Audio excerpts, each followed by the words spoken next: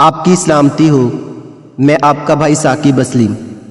آج ہم کلام مقدس میں سے پاکیزگی کے بارے میں مندرج آیات کو پڑھیں گے۔ پاکیزہ زندگی وہ زندگی ہے جو خدا کو بہت پسند ہے۔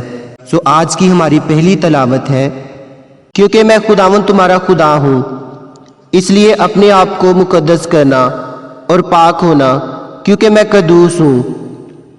سو تم کسی طرح کے رینگنے والے جاندار سے جو زمین پر چلتا ہے اپنے آپ کو ناپاک نہ کرنا۔ اخبار 11واں باب اس کی 44ویں آیت۔ آج کی ہماری دوسری تلاوت۔ سب کے ساتھ میل ملاپ رکھنے اور اس پاکیزگی کے طالب رہو جس کے بغیر کوئی خداوند کو نہ دیکھے گا۔ عبرانیوں 12واں باب اس کی 14ویں آیت۔ آج کی ہماری تیسری تلاوت۔ اور جو کوئی اس سے یہ امید رکھتا ہے اپنے آپ کو ویسا ہی پاک کرتا ہے جیسا وہ پاک ہے۔ پہلا یوحنا اس کا 3واں باب اس کی 3 آیت۔ آج کی ہماری چوتھی تلاوت۔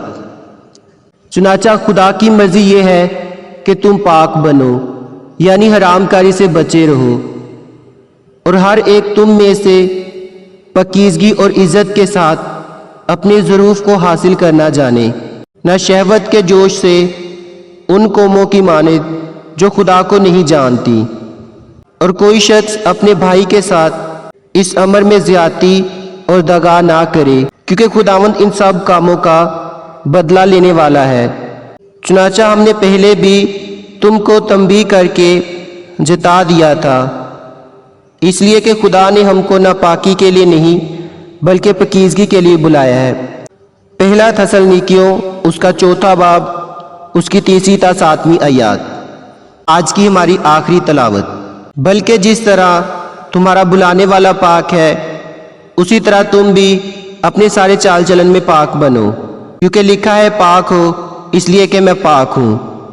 پہلا پترس اس کا 1 باب اس کی 15ویں اور 16ویں آیات۔